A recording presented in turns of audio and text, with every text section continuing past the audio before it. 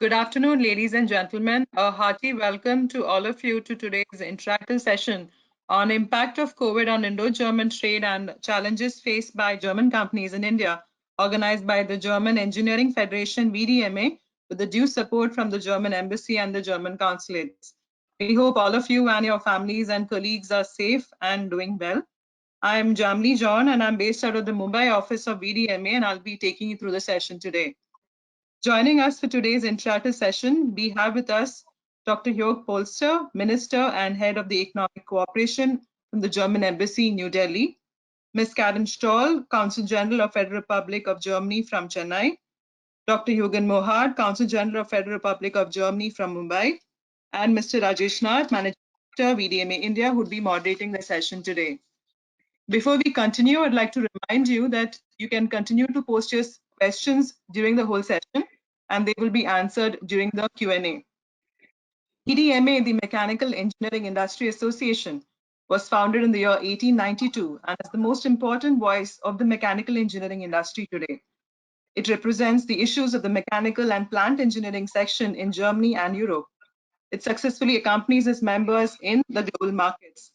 Its technical expertise, industry knowledge, and straightforward positioning makes it as a recognized and valued point of contact for companies as well as for the general public, science, administration, and policy makers. VDMA represents 3,300 members, mostly the medium-sized companies in the capital goods industry, making it the largest association in Europe, who contribute around 78% as exports and with a production volume as 232 billion euros. The association represents the common economic, technological, and scientific interests of this diverse industry. Recognizing the very early significance of India as a future market for the member companies, India was one of the first overseas offices of VDMA amongst the BRIC countries. VDMA is the only German industrial association having well-established offices in India since several years. In India, we have our offices based in Noida, Kolkata, Mumbai, and Bangalore. Mr. Nath has been the voice and face for VDMA for more than 20 years now. And with no further delay, I'll hand it over to you, Mr. Nath. Thank you. Right.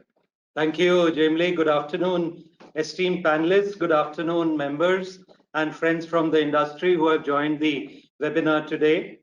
Welcome to the panel discussion on impact of COVID on Indo-German trade and challenges faced by German companies in India, being organized by German Engineering Federation, VDMA, with participation from German Embassy and the German Consulates.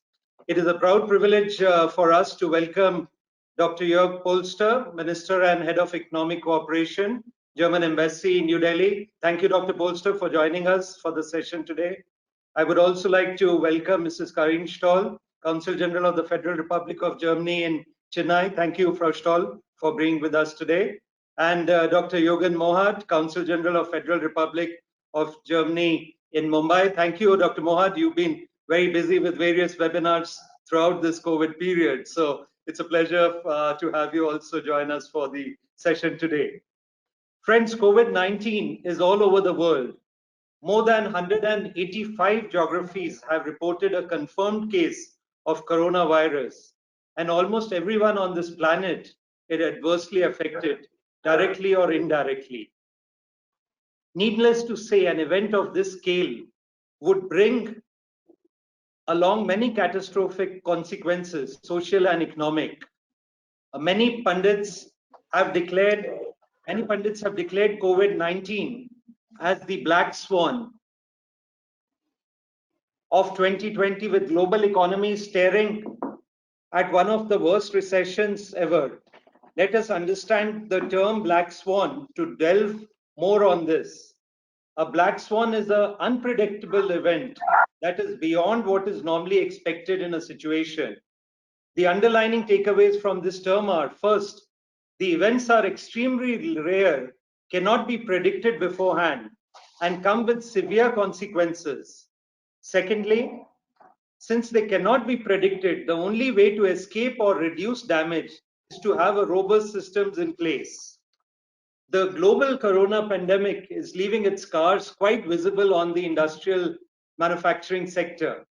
Production had come to a halt due to lockdown, and even when relaxations have been given, the supply chain is not yet in place to support full-fledged restart of the manufacturing activities. While battles against COVID continues unabated, leaders and strategists are also sensitive towards many opportunities that this pandemic presents. At global level, there is a clear indication that companies doing business in China are now looking to consider other attractive destinations also. This is also perhaps offers India a window of opportunity. Now, coming to Germany, friends, 1 January lunchtime, in a car parts company near Munich, a worker turned to a colleague and asked to borrow the salt, as well as the salt shaker. In that instant, scientists have since concluded they shared the new coronavirus. The co-workers were early links in what was to be the first documented chain of multiple human-to-human transmissions outside Asia of COVID-19. Germany's first outbreak of locally transmitted COVID-19 began earlier than Italy's, for example, but Germany has had many fewer deaths. The pandemic has hit Germany hard, with more than 173,000 people being infected. But the percentage of the fatal cases has been remarkably low compared to those in many neighboring countries. Let me come to Dr. Polster first. Dr. Polster, what is the current situation of COVID in Germany, and how is Germany handling the COVID crisis? We hear that there are many schemes from the German government to support the economy and industry, and we would like to hear from you, Dr. Polster, a little more about these measures being taken by the German government regarding COVID-19. Over to you, Dr. Polster. Thank you very much. You just mentioned the figure. I think this is the one of the cases, 173,000. Fatalities, as far as I know, about 7,600. And fortunately enough, there are about 150,000 Germans which recovered from the corona. Germany also did go for recommendations for measures in the sense of the lockdown as we have it here in India. But it just may call it a lockdown light, because it was mainly recommendations given to the German people. So they still were able to venture outside, but asked not to have too many human-to-human contacts, and also not to gather in large numbers. This is now being reduced step by step.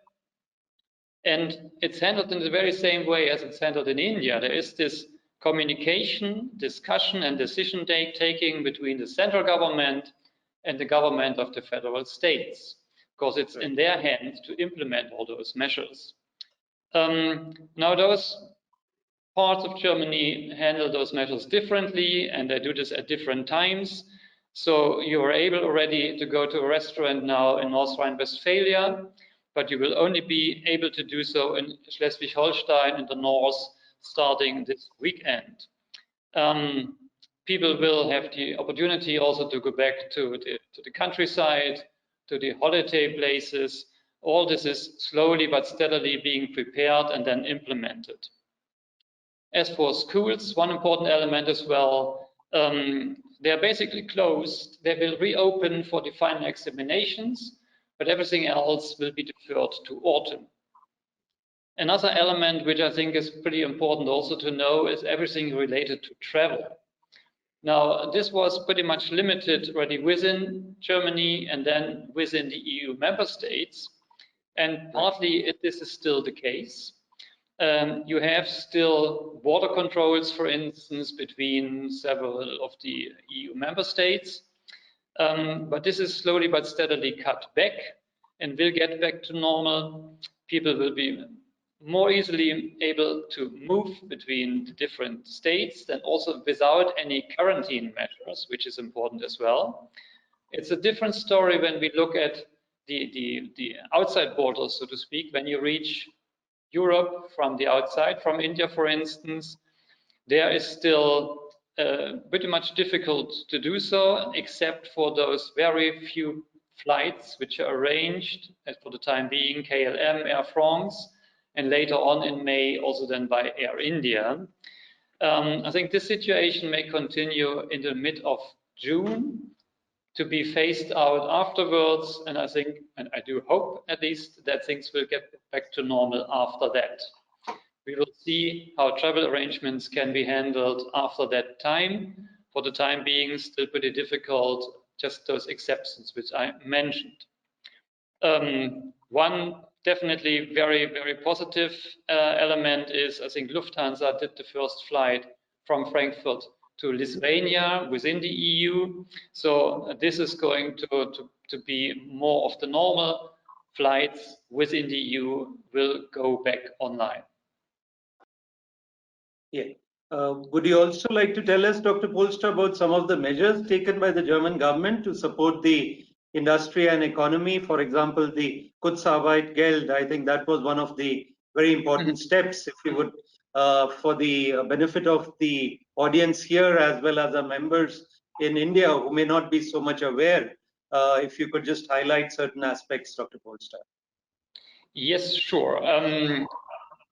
This package which the German government decided upon is quite comprehensive, and it is addressed to very different elements of the German society.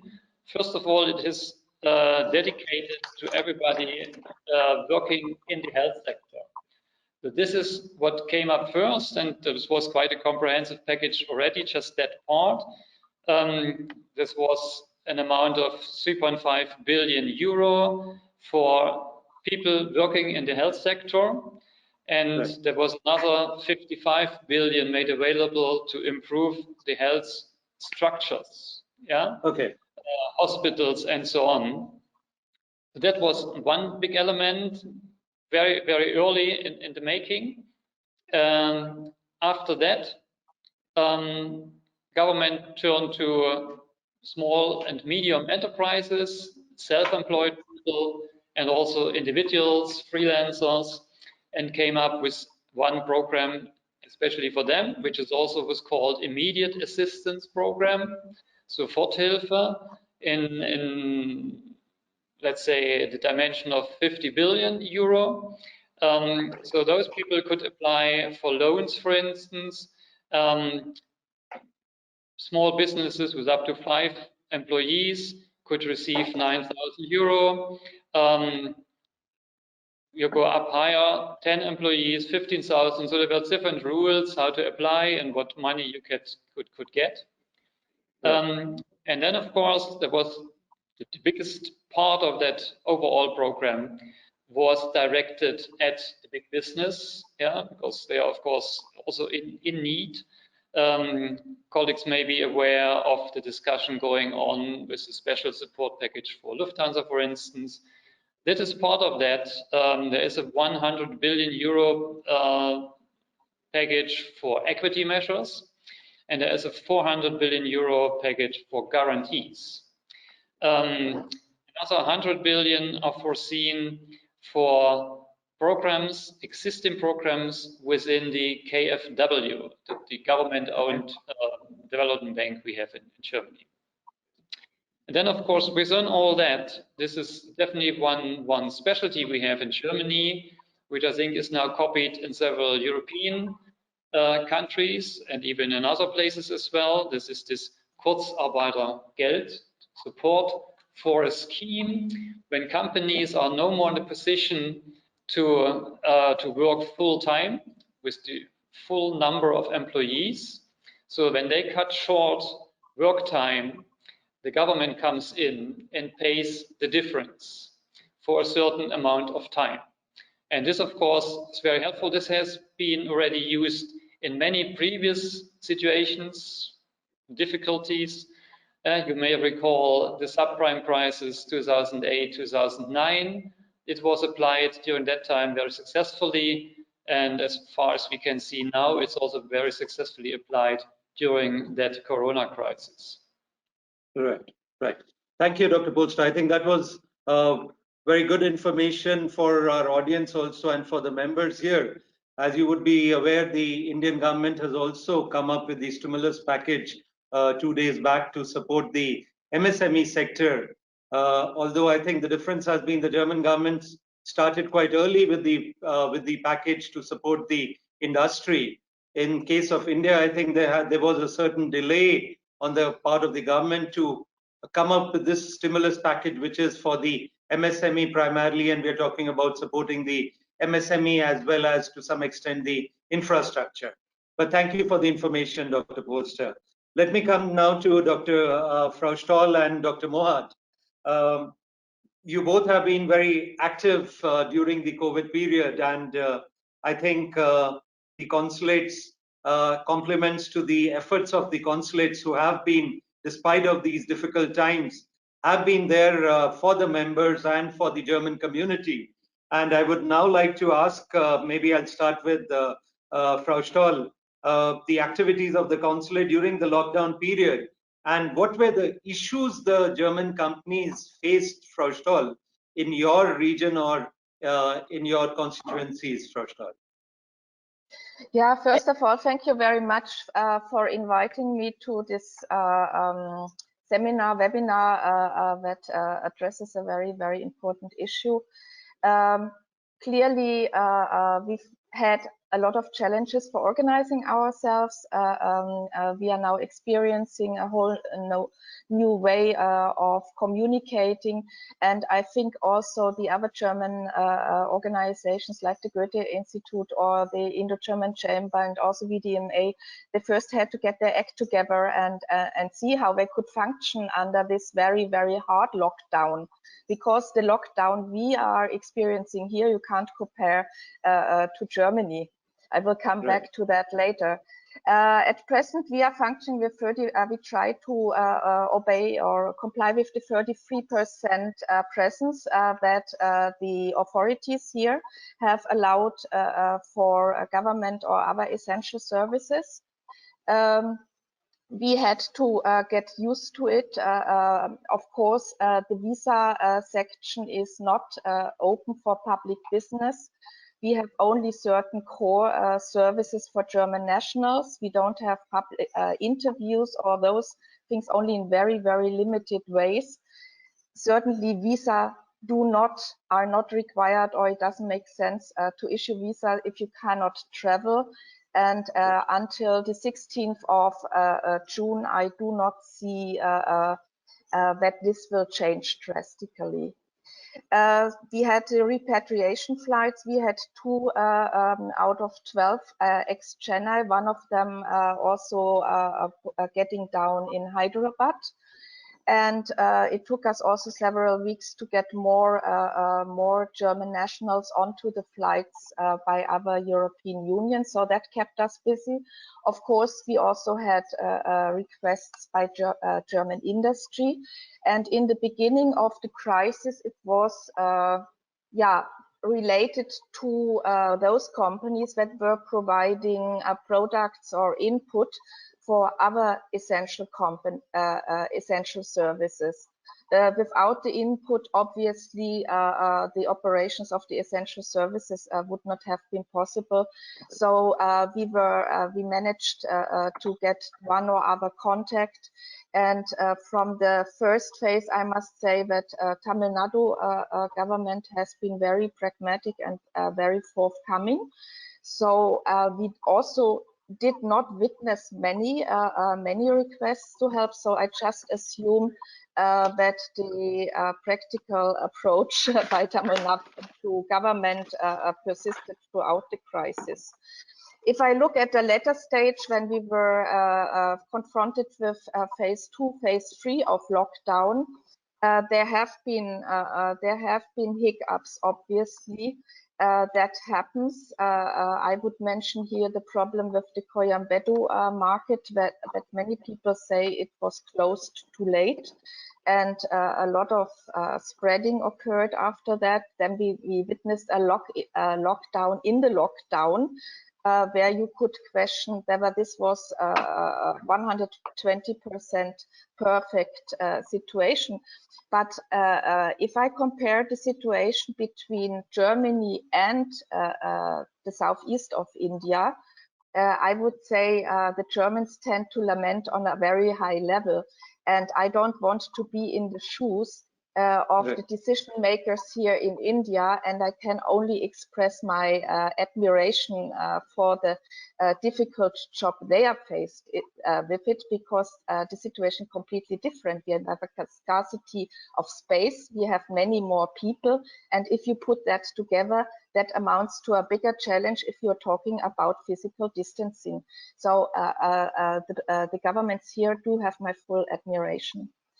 If I look to the sectors, now I compared notes with Mr. Gopalan yesterday from IGCC, and it seems that most of the companies have started limited operations, and the requests to lend a hand both with IGCC and both with myself at the consulate is very limited.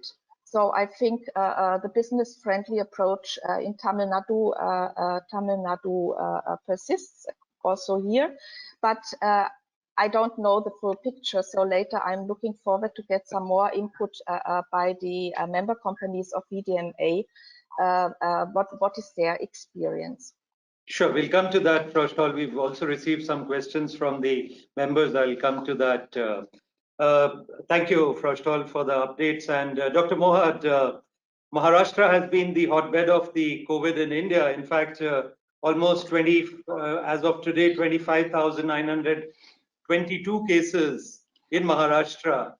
And I think you have been very busy interacting also with the local government and trying to help the companies, Dr. Mohad. So if you could share your experience, Dr. Mohad, what has been the issues that the companies, German companies, have been facing? Because we know Mumbai and Pune has a substantial number of German companies. So your region or your area is very crucial for the German industry. So we would like to hear from you, Dr. Mohad, the activities of the consulate. So, Mr. Nath, thank you very much for inviting me once again. So, indeed, Maharashtra, as you said, is a kind of a hotbed, as you say. It's what rather say it's a really hot seat at the moment. And as you said, we have the majority of cases, but it means also we have the majority of containment zones, and we have majority, of course, of restrictions. And this whole process of containment and treatment and preparing for still increasing numbers is a process.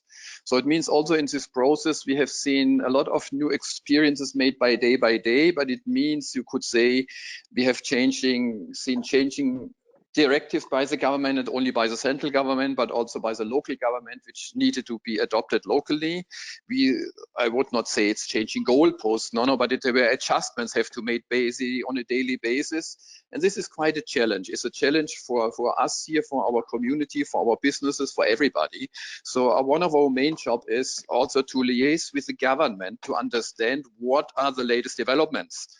And indeed, then, of course, when we understand what the government is doing and changing every day in order to improve, to contain the situation or to ease the restart of businesses, it's important that we are in contact with you, through you, that you have the latest information for your member states, but other institutions of IGCC, GDI, and all the others.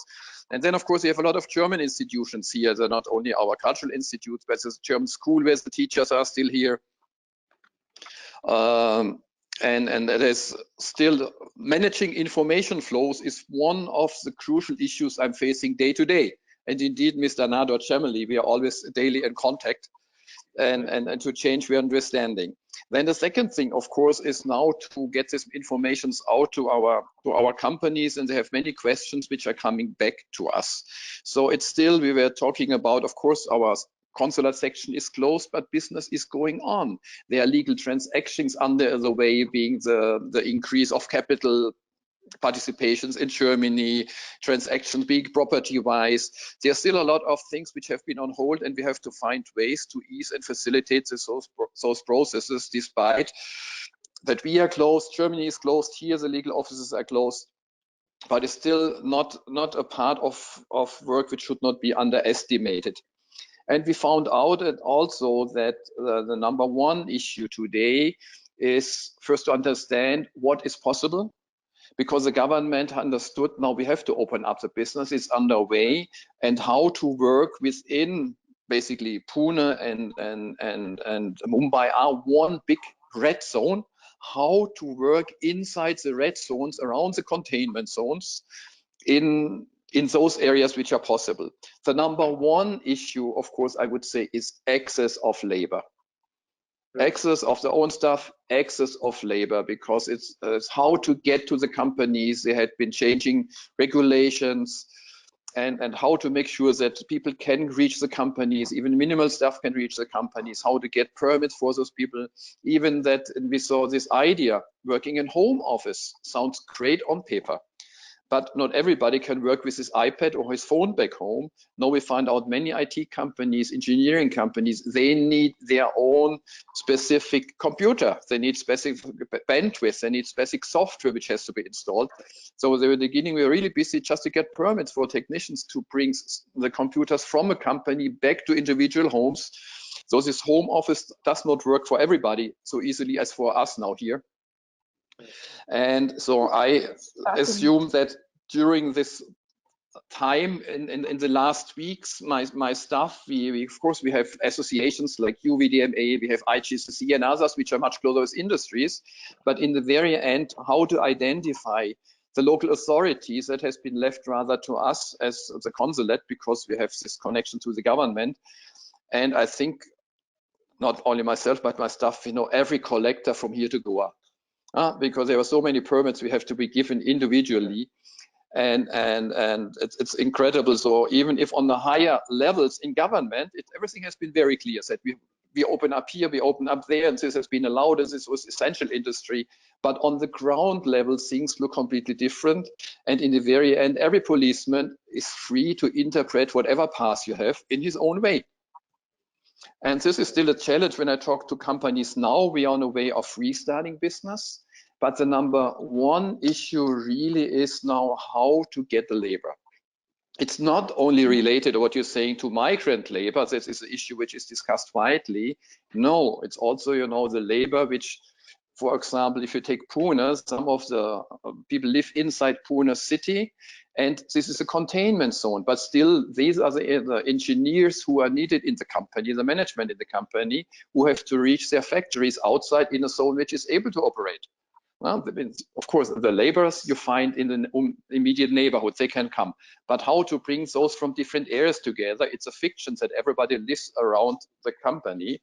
And also we understood, and we will take this up again tomorrow with the government, we understand there's restriction to travel between states, but there are always districts inside a country. So if you take many have left Pune or Mumbai area and went back to their villages inside Maharashtra, but they also cannot come back to their own district. Also, they understand there are now quarantine measures and provisions if you come from one district to the other district. So it's a huge issue. I don't want to focus on all the migrant labors, which is not so important directly for German companies, because they don't have so much really daily wages, how you call it. Either they might have subcontracted, but normally they have more qualified staff. They are more indirectly affected by this migrant labors leaving, because they have been on construction sites, they have been driving the trucks, so they are more indirectly affecting our companies through non-stop of non-construction, non-availability of workers for constructions, or in the whole logistic chain, I mean logistic companies. So I don't want to stretch it too far at the moment. Thank you, Dr. Mohad, but I think you've touched on a lot of practical points that the difficulties the companies have been facing, and because of the various, of course, there has been certain relaxation, but I think that I just mentioned the labor access, right? There are many others, but the number one is really, so even if you have the permit to operate, right? That is another issue. But if you have it, still the labor issue then comes next and seems to be the bottleneck. Absolutely, absolutely. Before we go further with the further question, in fact, we have a poll. We just wanted to ask our audience, and we would just run the poll now. So the panelists cannot vote, but the others can vote. So this is how is Germany handling the COVID pandemic, efficient and good, average, or could have been better. So let's just quickly take the opinion of our of the audience regarding how Germany has been handling COVID. We will just give it a couple of seconds, please, before we close the poll.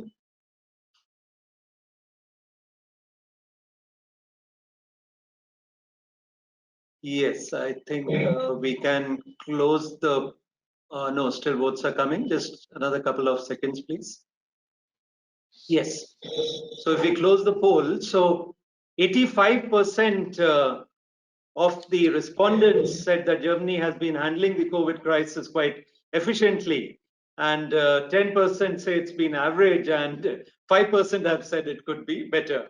So we will, of course, have a poll later on, I think, where we will get comparative figures with India also. But I think, so Dr. Bolster, that is what you have mentioned. I think it substantiates the fact of the active role of the German government.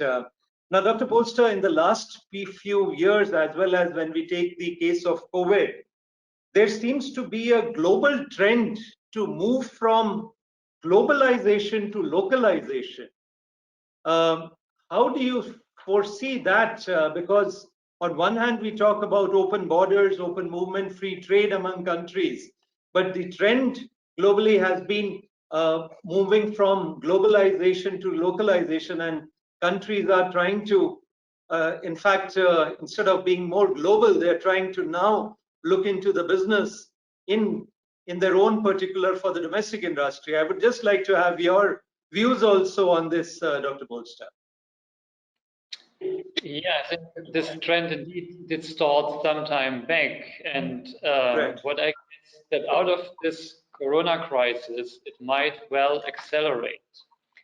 Yes. That companies will turn back home and see what could be done there. And of course, this has been in the media all over. You see certain governments already being very active in supporting their companies to relocate back home as one of the consequences of the Corona crisis.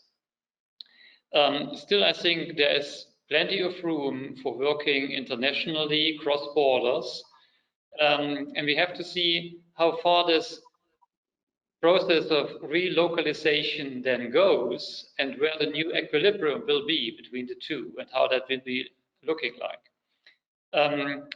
Now, this, together with all the other elements we already discussed in terms of where are we, where is the economy coming out of the medical Corona crisis, I think we are in a very early phase of that. So it's pretty difficult to do a profound assessment to say what will be the consequences today, tomorrow, 3, 6 months, and a few years down the road. Right. So maybe that is one proposal, to come back and have another webinar, another video conference of that type in a few months' time, with more experience, with more data as well, and see what do we see then, maybe with more clarity compared to where we are today. Right, right. Certainly, Dr. Bolster, I think the next few months we will have to see how the situation progresses, and I'm sure India, for example, is looking to attract foreign investments and see it as a window of opportunity, maybe for the companies who are doing business in China, and look at the possibility of India as an alternative. And with that, I would also like to go to Dr. Mohad. Dr. Mohad, for the state governments to really attract foreign direct investments, what do you feel these? You've been in Mumbai for quite long. You understand the situation quite well in India, Dr. Mohad. What are the steps that the state government should undertake to get more foreign direct investment? It's not only German investment, but let's talk about foreign direct investment. Though I will not talk generally, as in my jurisdiction I have more than one state. Right. So the number one recommendations we always are giving is make the current investors happy. Right. Because it's not that everything works smoothly for those who are already here. And you also as with your association, the chamber, and we're very busy and have other, normally in normal times, we have a lot of events and meetings and where we just look to address the issues our companies are having with their current investments. And I think this is the most important thing, that the government understand to do their utmost, not only to lure people coming here, but also once they are here, really to make that the investments are running smoothly and are implemented. It's not enough to offer like they're doing now. We have new land for you. This acquire land is easy, but normally the unfortunate experience is, even if you get a piece of land, even in the zone, it takes 2.5 years until to get the permit to build. No? Right. And then there are many, many more issues coming in, where from political interference, extortion, red tape a lot. You know, we need better, more one-stop shop things, or one-go-stop offices, new ways how to handle permits. And of course, also the infrastructure is the #1 issue, which has to come beside making those happy. Is infrastructure. And I don't mean only the road. No, I mean only that the gas pipeline is there, the electricity is there, and today that even a company, that the IT companies are laying out high-speed internet connectivity and not saying, oh, there are only a very few customers, it makes no sense. All this has to come in a package. This is very, very important. Of course, the state government is not responsible for the market perspective. That's a company risk, right? And they have to develop the markets, and that's a different issue. And that is, I have to say that most of the states from the policy side are very open and supportive. Well, that I have to say, be it the GIDC, be the MIDC, they're all there. But until it really trickles down in certain districts, that's quite a long way to go. So my #1 thing is make the current investors happy. And I think then, of course, on an overall perspective, India has to do something to assure the investors that their investments are protected, and to think after we don't have any investment protection treaties anymore, to work also with the general government together, have FTAs which include investment protection clauses in there. That's something important. Right. We have to do. Dr. Mohad, India has been actually making good strides when we talk about ease of doing business. India has, in the ranking, improved. Do you also see that at ground level happening with your interaction with the companies as well as the local government? You know what? This is the index which comes in comparison. And as I'm working in my bubble India, I cannot compare it at the moment how it is more easy or where. But of course, I can say even between states, there are differences. Right? That, of course, there are differences and are issues which are in some states are more difficult and less difficult, but also in states, there are certain localities. Right, and sometimes you are in an area, in industry cluster is somewhere where the political situation is more complicated than in others. Then things might be then on operational level might a little bit more difficult for you. But it's difficult to see what the ease of business. But there, of course, India has to catch up and can do better. Right. Thank you, Dr. Mohan. Coming to you, Frau Stoll. Now, your state of Tamil Nadu, Frau Stoll. It is called the Detroit of the East, and the automotive industry.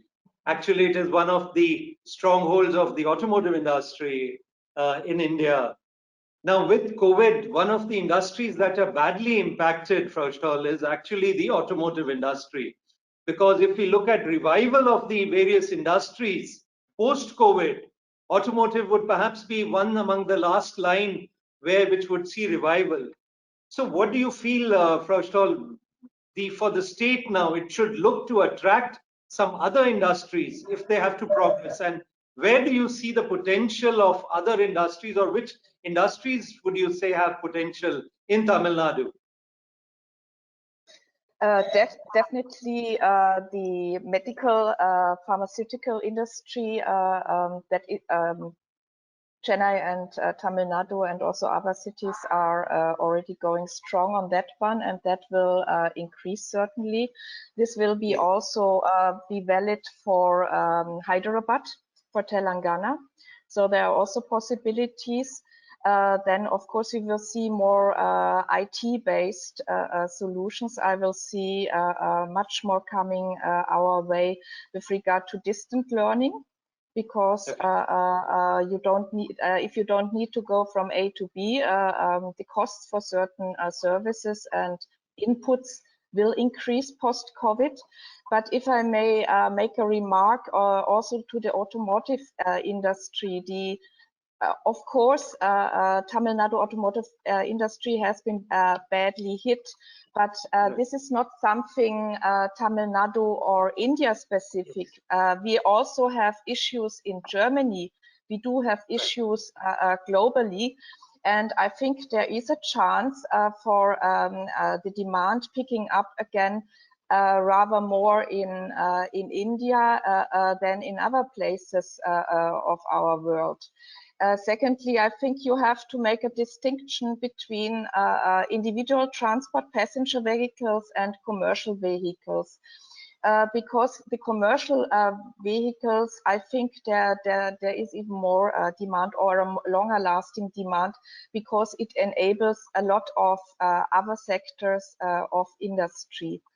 I also see logistics as a very, very interesting sector in the region. Also, if you look at ports and ports management. One last remark concerns our cooperation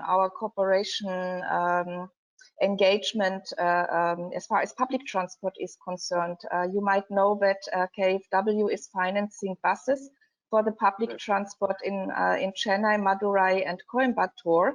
And certainly public transport will have a lot of challenges if you want to implement physical distancing. But I think you have to take this into account and maybe make new financial models. But the fact that the cities in India need more public transport, that will stay. It might become more expensive, definitely so, but then it has to be adjusted. But we will not survive once COVID is gone if we live in the congested cities where we cannot move because of other reasons, and where we have to breathe an air that is becoming unbearable. So after COVID, we will have to rebalance a lot of different issues. And so I don't see a complete bleak situation for the automotive. Right. And I also think, Frashkal, that the e-mobility would also gain, and especially the government of Tamil Nadu has been quite proactive. In fact, they were one of the earliest governments to have ordered the e-buses. So I think maybe the companies would have to look, because they have the infrastructure for automotive industry.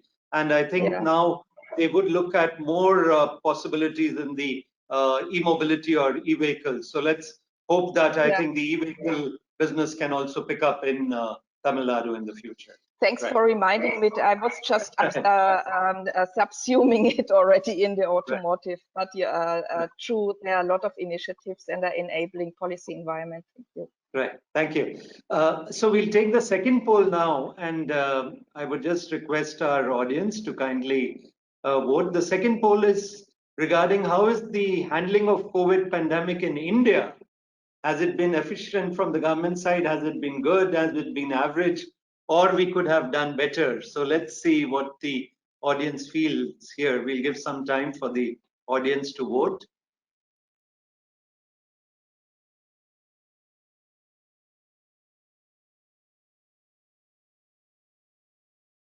So in fact, it's going quite neck to neck. So we would just give some more time for the audience to revert. And yes, I think.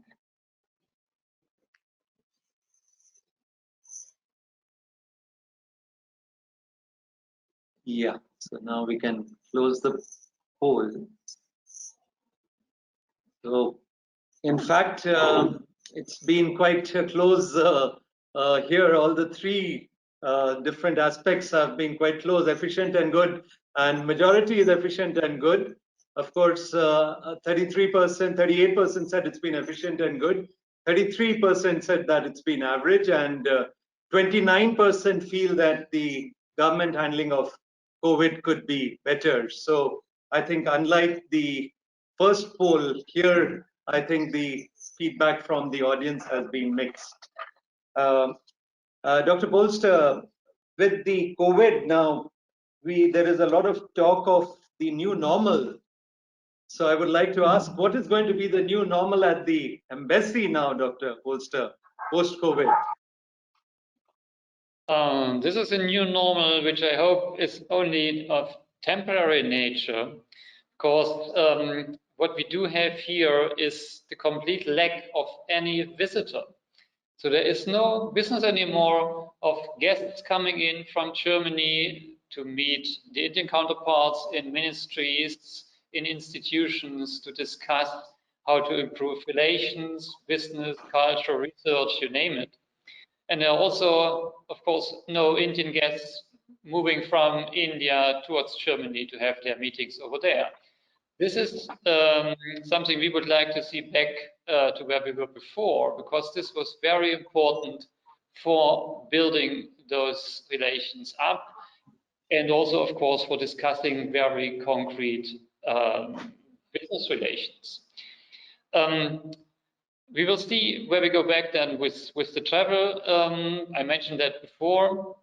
Maybe June, July is the time to start, and then towards autumn, that would be something we'd like to see very much. In the meantime, we do what we do right now, which is a lot of working electronically, webinars, any kind of electronic communication with Berlin on the one side, with the Indian institutions on the other side. This is new. We have to get used to this, and maybe this will be part of the new normal. It will definitely more than it used to be in the old times. And so far, I see a great difference between what we call pre-corona and what we will call post-corona. I think in some parts it may even not go back to the old normal, but stay as it is. But still, I think it is very important to have those person-to-person exchanges, to have delegations here as we had before, and I do hope they will come back, and we are very happy to receive them and show them to their Indian counterparts. Right, right. And in fact, Dr. Bolster, I think most of the companies are also amazed that working from home, which was almost an unknown concept in the engineering industry, of course, it worked to quite an extent. Of course, for manufacturing, you need to have the factories, but especially the companies who were in engineering services or design or IT, it worked quite well working from home. And I think, as you correctly say, this is the new norm which the companies themselves had not discovered, and it's all a discovery phase for most of us. And my interaction with some of the companies, in fact, they are some of them who have these regional service offices. Now they are thinking of shutting down the service offices because they found that the interaction through webinars is working quite well. So the service engineers would perhaps have home offices rather than taking an office. So let's see how it all goes ahead. Dr. Mohad and Mrs. Stoll, there are a lot of questions regarding visas. Maybe let me just divide it amongst you all. Frau Stoll, if I can ask you, first, we've received a lot of questions regarding visas for students who have, in fact, some have got the admission already. Now, how do they go about it? What do they need to do? And I would presume also that the academic session in Germany would get delayed or postponed because of the COVID. But certainly, I think our audience would like to hear from you. What piece of advice would you like to give to them? We are still in the phase of getting our processes clear within the team India. So we are not yet there. And as I was mentioning, we still have the travel restrictions until June 16th. We will first serve those most probably whose German residence permits have expired. So we will do a prioritization. Some students with valid visas, they might get a special re-entry permit and not need a new interview, but not everything is spelled out already. Applicants whose visa have expired, they have to book new appointments and they will need new interviews, and unfortunately also have to pay the fees again. But as I said, we are not yet there. This will take some time. But those two are the priority categories. Of course, when we are back to physical interview situation, we will have to adjust with a standard operating procedure, hygienic regime, but it will take time. And we will not be in the same situation as before. I think the visa business is also deeply impacted because we do not know what the impact is on the classical I'm going abroad to study scenario. Who knows whether this is still something that will get takers as many as we had in the past years. We are now having something like 20,000 students, Indian students in Germany. But if they are uncomfortable that in a similar situation they cannot go home, they lose their temporary jobs. Like my son also lost his job. This is not a pleasant situation. So if we will see, question is still, will we see more distance education models? So also here I see much more IT solution, and I think the way back to the new normal will be a very slow one with the preconditions in lifting of travel restrictions. And it's not only the travel restrictions from the German or European side, we also have the travel restrictions on the Indian side. So this is reinforcing itself. So there can be only a kind of coordinated exit. So it's complex. Right. So at the moment, I think the students who have got admission, first of all, I think they would just need to wait until the this thing because they have to we would advise everybody to keep close contact with the respective universities. Some of them, they are offering special solutions. They will also be the ones with whom we will, from whom we will need to get a feedback and a kind of, let's say, okay, also from the Ausländerbehörde, but we are not yet there. So the best thing is to keep the contact. Right. Thank you. Thank you. Dr. Mohad, regarding business visas, now that it will also come up once the travel restrictions are gone and movement again starts. So what is, how is the consulate gearing for that, Dr. Mohad? And what would you suggest to the business travelers or to our German companies who would be looking to travel to Germany or Europe in the next period? So thank you very much. It's a very valid question, which we are facing or will face soon again. But of course, the number one issue is what are the travel restrictions of Germany and the European Union, right? Because then as long as they have been just now prolonging the prohibition for entering non-essential travel until May of 15th, and I rather assume there will be also another extension of this restriction. And then it's, of course, there will be business travel will be only allowed to very, very few special cases. And as long as basically there are no commercial flights around the corner and not announced, all this visa application everything is only on the paper and in theory.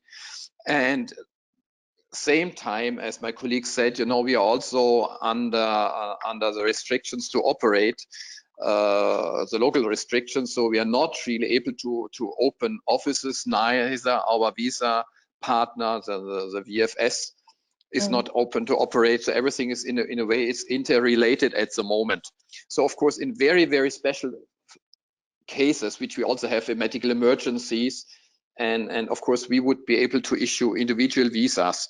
But at the moment, I think all the other consulates and the embassies, we are still sitting on visas which have been processed or not even processed, and the lockdown came, which we could not even return to those who are applicants. Many of these visas, of course, are expired because the need or the reason for traveling has been expired. The visa time, the visa periods they applied for is expired. So all these visas, we try as soon as possible, as the situation allows, to return them to the applicants and the passport holders.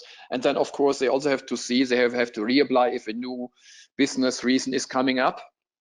But that's, everything is very fluid, and this is going to be, I think, a rather slow process around the world, how the companies might come back to business, how the respective countries and regions will operate, how airlines are going to operate.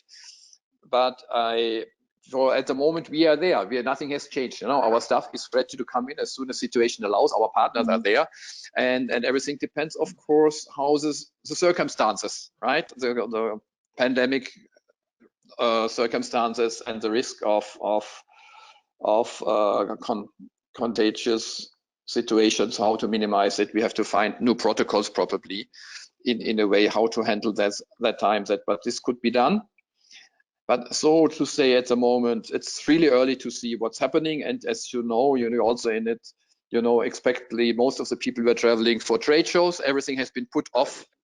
So all events with major number of people in Germany has been prohibited to almost the end of the year in all states. So I don't see the return of the travel activities, also for business travelers returning so soon. Yeah, I think that is certainly a very valid point, Dr. Mohad, regarding the exhibitions, because most of the exhibitions in Germany this year have got postponed. We had some very large exhibitions. Interpack was there was the Automatica, and in fact, what I'm hearing now in India also, some exhibitions would get postponed. There's an exhibition for a mining show. We have a very big mining show in India now. There's a talk that may get postponed by about 2 months or so. So certainly because of the COVID, I think the complete exhibition industry at present is in a very uncertain position.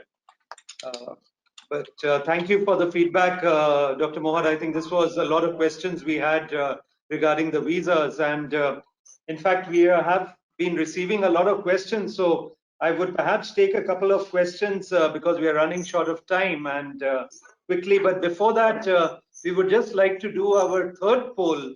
So we would just like to do the last poll before we take the questions. So here we would like to ask our audience, how long would it take for the economy or for the business to return to normalcy? We have the options 3 to 6 months, 6 to 9 months, 9 to 12 months, or beyond 12 months. And let's see what the audience feel, how long it would take for things to normalize.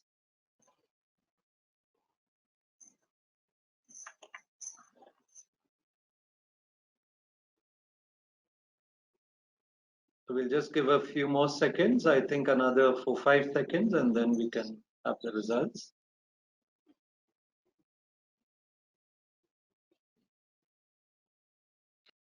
Yes, so as per the poll now, I think majority of the respondents feel that it would take 6 to 9 months for normalcy to return. And after that, that is 37% feel 6 to 9 months, 23% feel it would take 9 to 12 months. So we are talking certainly of a longer period. So in fact, if we take 6 to 12 months, then we are almost at about 60% of the audience feels that it could take somewhere between 6 to 12 months for a certain bit of normalcy to return. Thank you. Let me come to the questions. And now, Dr. Bolster, let me begin with you. You spoke about the stimulus package or the financial package from the German government side. Now, one of the respondents has asked that how has Germany financed this package? Like in India, we are talking about the fiscal deficit would increase of the government. Is that similar in Germany also? Did they have to dip into their reserves, or there's a chance that the fiscal deficit would increase because of this stimulus package by the German government, Dr. Holstein? Yes, there is a chance that it will happen. And I think measures which can be taken by governments or central banks are pretty much the same in Europe, in Germany, as well as in India. So there is not much of very, very new methods. All is pretty well known. And this is done in Germany, very similar to how it is done in India. In India, right, right. There's one more question, Dr. Polster, I would like to put to you is that the companies have asked that, do you feel that the COVID gives a chance, or can we look forward to more German companies investing in India post-COVID period, or let's say in the next period? Of course, I would like to say yes, but I have to come back to what I said earlier. We are really, really very early in the process. Right. Yeah, we are still in the medical part and have not yet moved into the financial economics part. We see it, but we still have to see the concrete problems we are going to face. For that reason, the poll you just took is so important, and obviously quite a number of participants see that it will take a longer time. Just would like to recall a study taken by McKinsey for Germany, and they said if things go well, then it will be 2028 when things are back to normal, which is basically 8 years from now. So we will see where we go. It should, of course, be as quick as possible and as good as possible, but things may well take longer and may be more difficult to reorganize in order to get back where we come from. Right. Thank you. Thank you, Dr. Polster. I think, yes, certainly, as VDMA, we are also looking at the possibilities. In fact, we had planned when I was in Germany in the month of February, and we had planned a delegation from German companies to come to India in June, looking at sourcing possibilities in India, because that was the time China was more or less, because of COVID, there was the production has stopped in China. So many companies were looking at India as a possibility, but unfortunately now because of the COVID, this delegation visit could not take place. But I think there is already a thinking, and we just have to work together and see that we would be able to attract some German investment, or at least sourcing possibilities, which will help not only the German companies in India, but also the local industry. Yeah, if I just add, there is this one element. We have been talking a lot to what it seems to me is the supply side, but nobody has an idea how the demand side will look like. Yeah, this is black hole. Nobody has an idea how the consumer will react, being that insecure right now of how things will develop over time. And this, I think, may well lead not just to the supply side shock which we have, it may well lead to as well a demand side shock. And if this happens, all charts are off the table. Right, right. And that's a very valid point, Dr. Polster, because I think this is a unique situation where both supply and demand has been impacted, because when we had the financial crisis, it was more a situation of a question of demand, and increasing the demand, we could tide over the financial crisis. But here we have both the sides now. Supply has been impacted, demand has been impacted, and that is why perhaps coming out of the COVID scenario would take longer, and we just have to wait and watch and see how things go ahead. If I take some of the other questions now that are coming in, actually there are a lot of questions for Dr. Mohad, especially related to Pune, and Frau Stoll also related to travel actually. So let me take one question which has come from Ahmedabad, Dr. Mohad. Now this is from a German company, well-established German company, which has a manufacturing facility also. Now they are saying German companies need some support from consulate, since sometimes we are neglected by the government, or you can say there is too much local pressure. So in that case, they look forward to the support of the consulate, Dr. Mohad.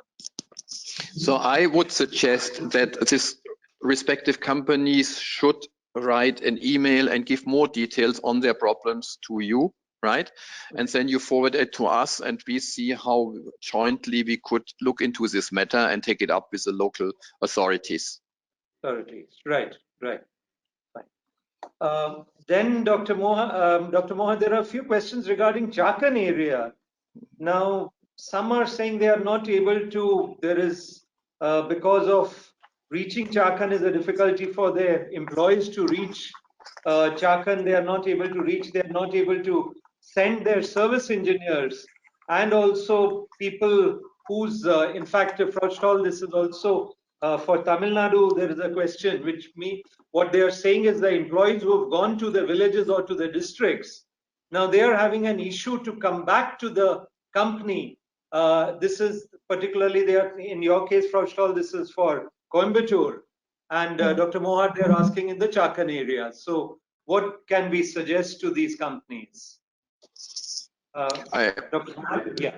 Okay, maybe if I start again, it's basically the same. We would need in writing this company and this part of Chakan, right? That we understand where it's located, because it's very difficult to see which part is it of Chakan, and then to understand where the staff has issues to come from.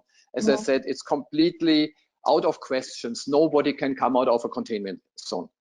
But the question is, how do you organize to come and reach from A to B around containment zones, and who would be the respective police officers who might help, and with the process what we need. Also, please, this company, please direct your mail to Gemly, which you all know, give more specific details, and as Gemly will take it with us, and we will look into the matter to see if we can help with the local authorities. Sure, thank you. Same, of course, same for Coimbatore or Tirupur or whatever more remote area, though I would not consider Coimbatore particularly remote, because I've been there at least now 8 times, so I know it pretty well. Yeah, the same. Please write to us, or to me. You can mention my name, because I'm dealing with the economic issues via VDMA or directly. What we have to see is whether it's a generic issue or whether it's a specific issue, because we cannot change the laws of the land. We cannot do away with the red zones as much as we would like it. But if there is room for maneuver, we would certainly use it, the same like VDMA putting the weight into the bowl or whatever, and the same for IGCC. But we need to know where there is need and where there are kind of things that delay going back to the new normal. Sure. So I think because there are a lot of such questions, then we will collate these questions and then perhaps send it to you, so that then in the individual case-to-case basis it could be taken up, because I think it doesn't make sense now to go through these questions, right?